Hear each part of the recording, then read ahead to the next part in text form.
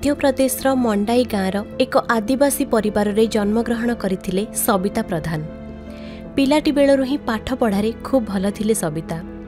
16 वर्ष बयस रे 10म श्रेणी पास करिथिबा सबिता तांको गाँवर प्रथम झियो जी कि 10म श्रेणी पास करथिले।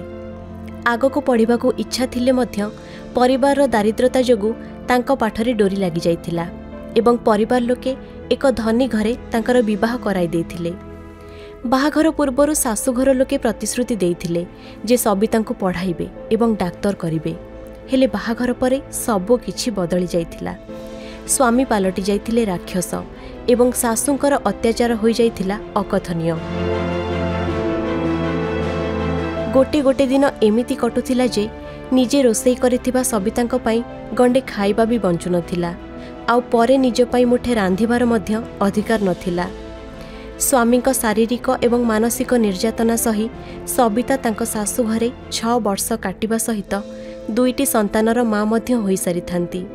खाद्यर अभाव, पिलांक दायित्व एवं घर कामरे थकी जाइथिबा सबिता धीरे धीरे असुस्थ होबाकू लागंती।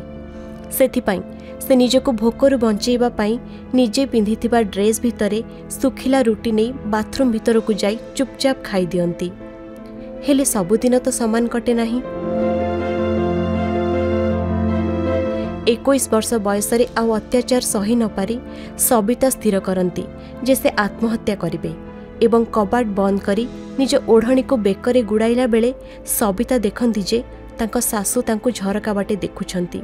सासूंकर कौनसी प्रतिक्रिया न पाई से दिन सबिता स्थिर करती जे से अन्य काहा पाई निज जीवन को हारिबे नाही। सेही मुहूर्त रे सबिता तांकर 1.5 वर्षर बड़ पुओ और 4 मासर सान पुओ को सांगरे नहीं बापघर को आसी जाती। अभावी बापघर सबिता को बा केते दिन चलई पारिबे। सबिता पई रास्ता आहुरी जटिल हो जाइथिला। से गोटे पार्लर रे काम करिबा सहित पिलांकु ट्यूशन मध्य करुथिले। ए सबु सहित परिवार सहयोग रे से निज पाठपढ़ा को संपूर्ण करथिले एवं भोपाल बरकतुल्ला विश्वविद्यालय रे परीक्षा रे शीर्ष स्थान हासिल करथिले। एहा परे प्रथम प्रयास रे ही सबिता राज्य सिविल परीक्षा दे सफलता हासिल करथिले। छाड़पत्र परे सबिता जीवन आउ एक नुआ मोड़ नैथिला। एहा परे से क्रमागत भाव सरकारी पदवी रे उत्तीर्ण होइथिले। शाशु घरे हिंसा एवं अत्याचार शिकार होइथिबा सबिता आज जणे IAS ऑफिसर भाव कार्यरत। सबिता तांको जीवन रे आगको बढ़िछंती एवं प्रमाण करि दैछंती जे जीवन रे किछि भी असंभव नुहे।